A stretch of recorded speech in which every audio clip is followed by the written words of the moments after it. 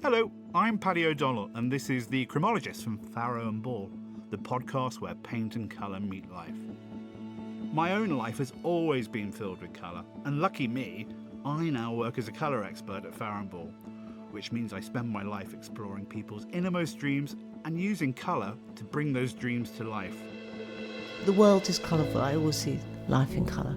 My first memory when it comes to colour is red. I thought her dress was the most beautiful thing I'd ever seen. Every day I see the power that colour has. Do you know I've got glasses that fit each colour room? So these are my pink ones in my pink room, and so I've got green ones over there. Neutral in my bedroom. Not that you're going up there, Patrick. Why not? And that's why we've created this series, to explore how colour works in a room, but also how it works in our heads, our hearts, our identities. There's loads of Just colours in heaven. that. The velvet dingles and what we were talking about, the cracks and the crannies always go down to dark green or dark black, don't they? I've never done my life story through colour, and everyone should do this.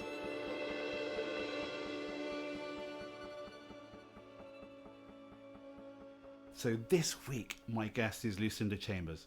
Many of you know Lucinda through her brilliant photographic shoots as a fashion director of British Vogue. She's also the creative mind behind the lifestyle brand Colourful and the platform Colourlogist, a tastemaker of the quietest order with an unerring eye of all things interesting, from clothing to textiles and art to colour. Thank you so much, Lucinda. Welcome. What a joy to be here in your amazing home. And we're in this glorious sitting room, walls drenched in kind of this watermelon pink, which I love, almost cardinal red in areas, and then this lovely blush pink in the light. Yes, well, it's a pleasure to be here, and yes, you're absolutely right, colours shift, and that's why, it's such a joy to sort of work with colour, because they never stay the same. They never stay the same. That one colour can feel different in three different planes. Absolutely, and I'm a huge fan of the big swatch. The bigger swatch, the better. People put tiny little swatches up and sort of think that they can... And next to each other as well. Well, actually, I do next to each other. Yes, but... You're very naughty. We'll have a chat about that. Okay, wrist slap straight away, and we haven't got even into the podcast. But no, I paint massive swatch, so much so that I've almost painted the whole room by the time I've swatched it up. Yeah. But, then you can see what the light's doing in different times of the day. And, sometimes I sit on a swatch for, 6 months. And another thing I do against a big swatch is usually I know in that room one of the paintings that's going to be there. Okay. So I always hold the painting, like that painting over there, which is all of sort of seashells, it's 1930s.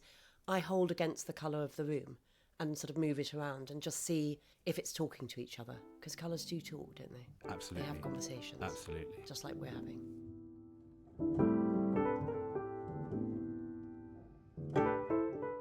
So, moving into our first little section, let's begin with the first of your colour choices. And this is really one that resonates from your childhood. So if you can talk a little about that, what the colour is and why it resonates so strongly for you. Well, it's called Charlotte's Locks, and to call it orange would be very basic. It's not. It's a kind of fabulous on-fire, burnt orange, coral, beautiful. And even though as a child we moved about 18 times before I was 17. What my mother used to do herself was to do up flats or do up houses. She'd often buy kind of quite a wreck or something that hadn't been touched since the sort of 50s or 60s. And they were always very different. That could be kind of like a 60s, 70s type situation where she painted the ceiling black, she lowered the ceiling, everything was black and chrome leather furniture, the walls were white. There was always this shot of coral, and I think she must have been really drawn to that colour. So when I was thinking about your podcast, the only colour that really anchored everything together, because then we moved to a very sort of rococo-y type flat in Cheyne Walk and a little mews house which was very mid-century modern, that nothing really had anything in common. And I think... Apart from the coral. Apart from the coral. Bouncing through. And was that a wall colour? Was that a fabric? Do you know, it could have been anything, Patrick. Anything? It was, I remember in Cheyne Walk, it was these chairs that were super rococo. I think they were almost gold. And she upholstered them herself in a kind of coral slub. Fantastic. And then it was quite a tough one because every time we moved on, we just didn't know where we were going to, how it was going to end up. But literally the minute she finished a project, we sold it, and that's how, she made some money. And she loved working with her hands, and I think that's something definitely that I've inherited. inherited all yeah, of that. I love sewing. I love, I was making a lampshade this weekend. were I'm you? very get crafty. From what? Raffia. Oh, okay. I sent off for all those colours on Etsy. You can get every single colour. Yes, which we used to wrap Oh, presents yeah, with, exactly. didn't we? About 20 I years know, ago, we all had I our know. coloured raffia. And they're cheap as chips. And I thought, I'm just going to see if I can make a little On a wire tiny- frame. On a wire and that's frame. it, just wrapping Yeah. and wrapping and wrapping. But Okay. putting the colours together, that's my happy place. Lovely. So with that coral, obviously it was a trope of your mother's utilised in lots of different ways. Do you get nostalgic when you see sort of coral, when Well- you see it in other places? It's interesting actually you say that, because I hadn't actually thought that I associated that colour with her until you made me think about it, which was a really great exercise. But oddly, the room we're sitting in is very, is a very colour like that coral colour. And this too. was painted about 30 years ago, so God knows what colour this is. But it's not dissimilar. It's a warm colour, and I think for a sitting room, it's surprising in summer because you'd think it would be kind of hot and overheated and rather sort of dangerous. But actually, it's kind of just very energetic. Yeah. But it's also quite calming at the same time. It sort of envelops you, this colour, I think. What's so lovely about you choosing Charlotte's Locks, which is, the coral, is actually it's named after our creative director, Charlie, who has that's this wonderful. beautiful sort of... Actually, she's more strawberry blonde. Yeah. So there's a little bit of artistic license with that. But, yes, That's it's just fine. this lovely thing of Charlotte is just a ball of energy. And so, it's the most appropriate name for her, energetic colour. Was your mother, she obviously sounds extraordinary, but was there this kind of burst and vitality? Was she just on the go all the time? Was she a force of energy too? Yes, she was. She was a brilliant cook. She loved entertaining. She loved having people around. Yeah, she Are was a you force of quite nature. social too? I am and I'm not. I think I'm an introvert because I live a lot in my head, I think. I love entertaining. I love people coming around. But I also love being alone a lot, just to fiddle You're around quite and comfortable play. in your own space. Very much so, yes. I'm a great turner over of ideas and concepts and colour and texture and feeling and what products we're going to do. And so, yes, I think it's a necessity to have very, very quiet downtime. Okay. Because the one thing, when I crossed your threshold earlier, there are a few houses when you walk into them and they give you a hug straight away. And that's really rare That's to the pull off. And nicest you've thing. done that here. So you walk in and it just feels, it's full of love and it's full of personality and, because it's so textured. But there's nothing sort of contrived here. It's just, it tells a story. That's a lovely thing to say because I don't really set out to make something stylish. It's a bit how I dress in a way that I think if you're not comfortable, I think comfort is so underrated. But I also think homes are like that because I think a lot of people think they expose themselves, that people are going to go, oh, that's really 90s or that's not in good taste or that's not this year's colour. Or I think colour does open up a lot of vulnerability about yourself. And I think a lot of people, I know this from talking to people about how they dress, is they're terrified of colour. And that's why people wear a lot of black. But I also think you can start by creeping colour. Yeah. If you want all your walls white, that's great. There's nothing wrong with that. But you can just add a tiny pop of colour like a yellow lamp or a pink lampshade or a blue rug. A bit like how you dress. You can dress all cream or all black and then you have a pop of lipstick or you have a green eyeliner or an amazing pair of, lilac earrings. I call it creeping colour. You can just get colour by stealth, introduce colour by stealth. And it's kind of interesting But I to say that. understand. I understand the fear. Totally. Yeah, no, and I love colour and I do decorate with colour a lot myself. But I do wear a lot of navy blue. But I have this one thing, this one item, it's ancient, it's starting to fall apart. But this beautiful beaded Masai belt. So I'd wear a blue shirt, pair of blue jeans, probably blue trainers, sneakers or But something. you've got the belt. And then I have that belt and it just makes me so happy all the Well, time. It's such a lovely thing. But also it's like memories and also it gives a personality. Yeah, it's my little bit of Yeah. joy. There's barely a surface It's got left stuff. untouched. No, my husband once said, darling, love the house, but if there was just a place to put the coffee cup, that would be great. Yes, where is the light relief space for hubby There to isn't go? one. Oh, right, Oh, no, okay. there is. He Is has. there? Yes, no, he's taken over several rooms. I've seen pictures of your house, through you and online and stuff, and it's kind of such an extraordinary feast. So we've dipped into your childhood, but moving into your youth. So we're probably looking at kind of the 70s here, aren't we? Let's hear about your second colour. My second colour, and actually I have to say I love it, but I haven't loved a purple for probably 30 years. Because when I was young, I was probably about 17 or 18, I wore purple head to toe. And I don't just mean like just there was a purple shirt with a purple skirt. It was purple socks, purple shoes, purple eyeshadow, purple underwear, purple. So we've moved. So we're not in glam rock, Bowie. We're going into almost punk territory. Yes, it was sort of blondie. punky. Yeah, multicolour hair. Okay. I had, my hair was always like sort of multicolour. You were art college at this point I was as well? at art college, yes. So I was at art college self-expression doing was a big foundation. thing. I don't know why I picked purple. Because It's quite a tricky colour, isn't it? To carry I've off never full worn it stop. since. Right, I've never okay. worn it since. But this colour pelt, what I love about it is it's sort of a black purple with a bit of aubergine. And Yeah, actually, it's that I'm kind of almost- really, really ripe aubergine, isn't it? Or eggplant for our Yeah, it's transatlantic beautiful. friends. I think it's more really aubergine lovely. than purple. Yeah. And actually, fun enough, and this is not meant, I am wearing a pelt colour Yeah, it's sweater. it is kind of pelty. It's peltish. Almost marron. Yes, Isn't it? yes. Marron glacé. Oh, that makes me sound very chic. I don't know if it's chic. Always chic. And I love it because it's almost teetering on the brown. But the purple I'm talking about when I was a teenager was like full-on sparkly purple. Did you do the whole big eyeshadow and everything? Yes, And yes. lips too. And zigzag eyes. oh my and goodness, you really went for it. Yeah, and I think I was making jewellery at the time. I was at art college making jewellery and flogging it at Camden Market. And there was purple involved in that jewellery. Really? A lot, yeah. It was purple and fluorescent. I think it's one of those colours. I mean, I think it terrifies a lot of Marmite-y? people. Well, You love it, you hate it? yeah, probably. But I wonder at what point do you see it afresh? Because when I look at pelt, I don't sort of have a sharp intake of breath and think, oh my God, that was the colour I wore. I couldn't use I that. actually look at it and think, that's a beautiful colour. Yeah, So I've obviously got over that yeah. purple aversion. I suppose for a lot of people, they'll probably feel that almost, when you talk about purple, that almost ecclesiastical Oh, yes, maybe. robe purple. Maybe. Which is quite, I mean, obviously it has Yes. extraordinary symbolism, doesn't it? You know, Yes. The church and royalty and everything like that, sort of ceremonial robes and everything. But yes, I mean, something more nuanced like that, as you say, going almost black and, Yes. and And that with lovely quite a sort lot of of brown in charred there. aubergine. Yeah, it's beautiful. So, I mean, obviously it was a thing you wore and makeup, clothing and everything.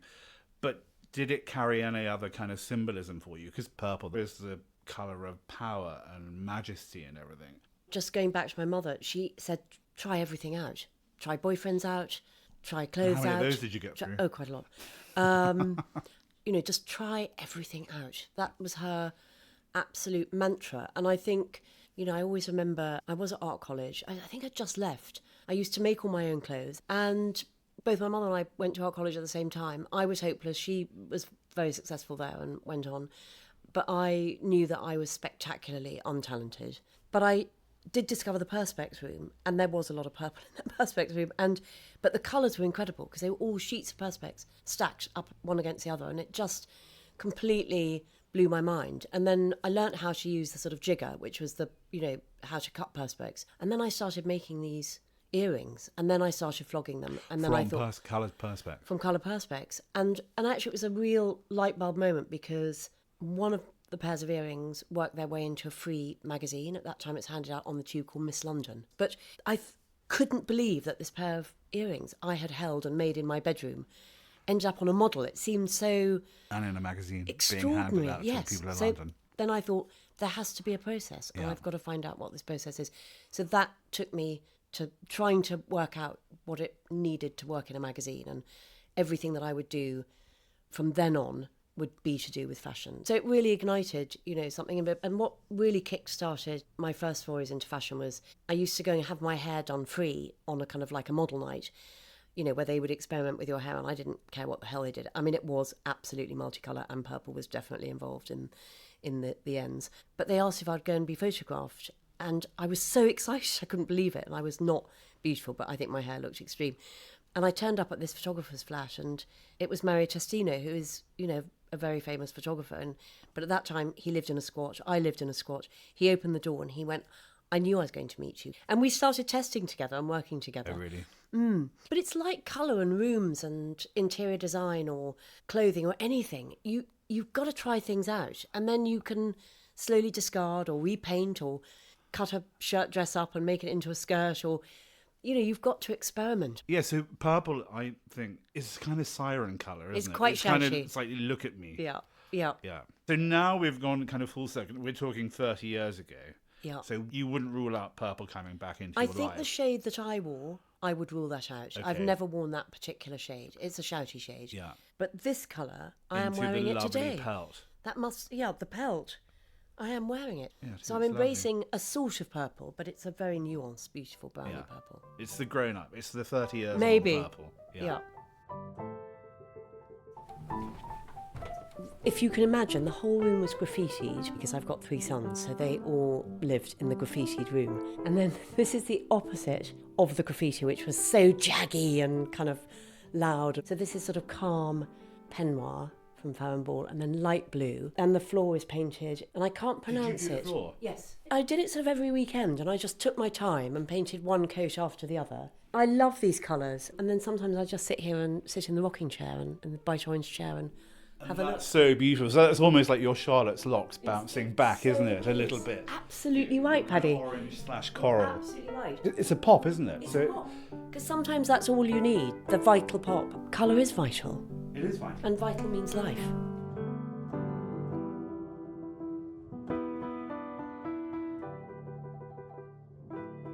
So, Lucinda, we're just going to move on a little bit. Have you had a thought of your defining decade and the colour that defines that too? I don't have a defining decade. I don't know how one would kind of benchmark that, whether it's the time that you were happiest or the time that you were most excited about getting married or career change Yes. or path. What I feel really fortunate, without sounding smuggy boots, is there has been huge changes. You know, I did a job that I loved for many, many years, you know, for That was 25 years. fashion director And that of was Vogue. fashion director of Vogue. Yeah. Absolutely loved that. Did I think I'd go on and have another career after that? I never even thought about it. Do I think now I'm the luckiest, you know, chap alive? Absolutely, because, you know, you have an idea, you have a partner, you don't know where this idea is going to take you, and it takes you on a kind of another incredible journey. Yeah. So I don't think I'm afraid of change. Are you an optimist, you think? Oh, definitely. Are you? Oh, definitely. I never really worry about things. I think something will come up because Gosh, that's there's always so change, you know. And good for you. change is actually, I always have this sort of saying in my head that change is good, even if it's for the worse, it's for the better. Yeah. And that's my mantra, I think, is that, you know, you think catastrophes happened, but change makes you sort of change. And I think that's never a bad thing, really. And even if change is forced upon you, that's good as well, you know. Things never stay the same. So going back to less so the defining decade, but your third colour choice is this sort of workwear blue.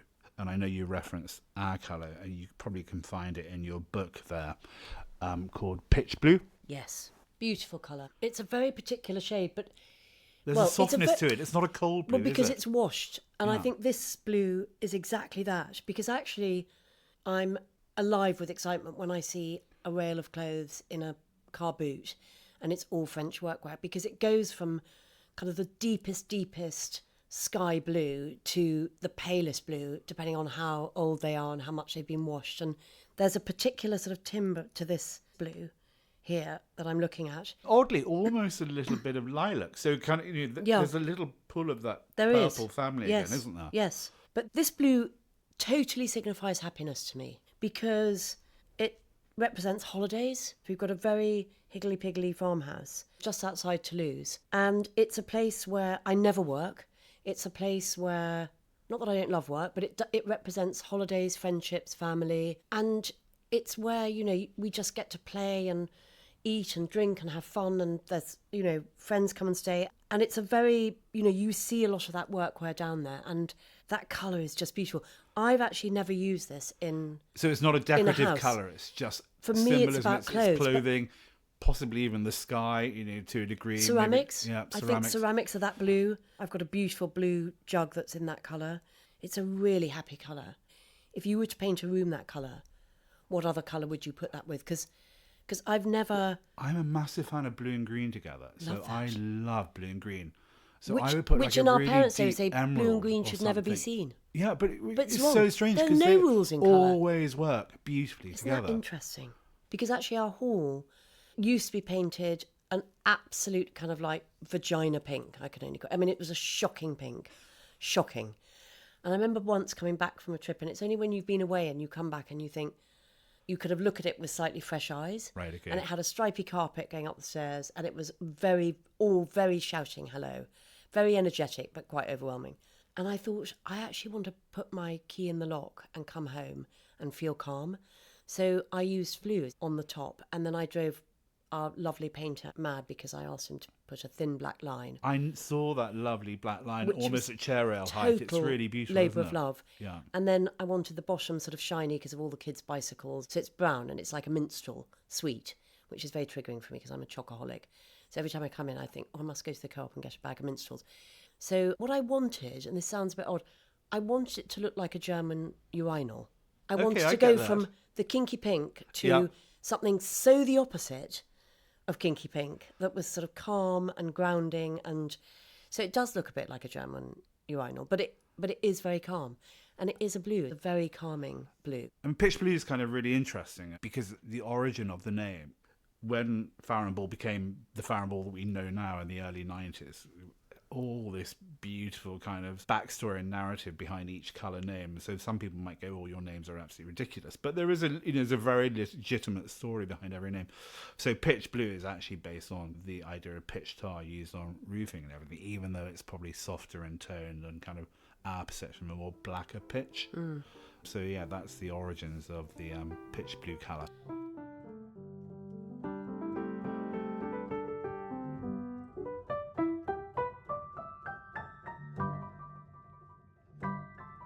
So moving on, your colour of now. So here you are. You left your position at Vogue. You set up Colourful. You set up Colourgerie. It can be based on lots of things. Kind of, you're at peace with where you are. You're already happy creatively where you are now, or just a colour you've kind of recently discovered. So what is that colour? Well, the colour I've chosen is Bancher, and it's the most beautiful kind of smoky green. And I suppose if I was to be kind of pinpointed at pain of death and say, what's your favourite colour? I probably would say green. All shades of it, really. But Bancher is lovely because it's dusky and it's nuanced and it's just beautiful, really. And so I wear a lot of green and I paint a lot of green around the house. So I guess it is my absolutely favourite colour. Greens have so many positive energies. You know, they're calming, they're relaxing, they bring serenity.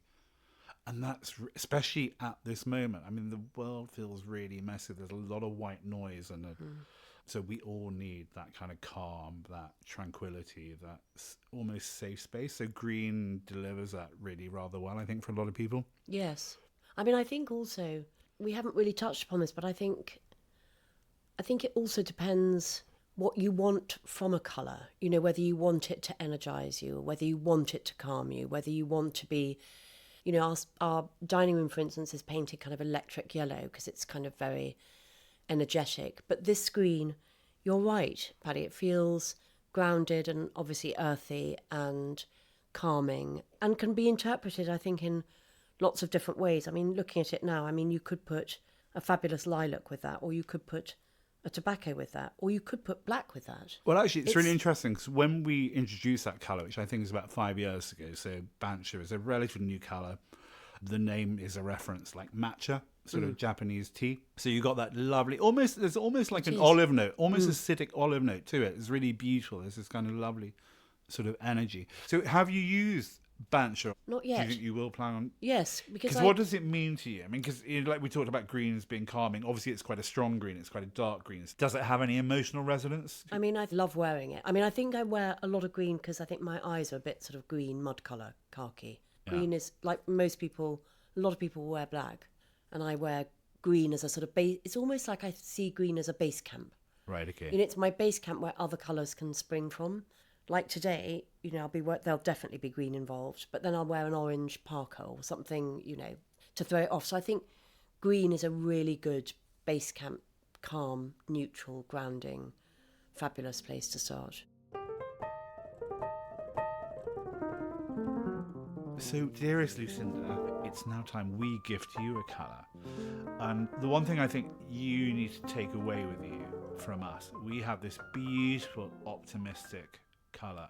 Yellow. I'm so touched. But you are an optimistic person. I think yellow has that lovely energy. And you said you have your dining room downstairs. So we have this wonderful colour called babouche. So babouche are those lovely Moroccan slippers. So in honour of that, in honour of your positivity and energy, and summers in France, no less, with those lovely skies, we're gifting you babouche, but it's been rechristened as Lucinda's slippers. So That's amazing. we have this little sample pot made for you. So thank you very much. It's been absolutely fascinating. You're a star. Paddy, thank you so much for asking, and it's an absolute pleasure to talk everything about colour, because it's my very happy place. And I'm so touched about the colour because, again, it represents sunshine and sunflowers and energy. So I'm absolutely thrilled and honoured. Thank you so much. You can find the lovely Lucinda on Instagram at Lucinda Chambers, or do go and visit her platform at Collagerie. You can also follow us at Farrow and Ball. Do come and say hello, and if you've enjoyed the conversation today, please share it with the people you love. The Chromologist is a Farrow and Ball and Feast Collective production. The producer is Sarah Cudden. And that's the last episode for this series, folks. Until the next one, goodbye, big hugs, and lots of love.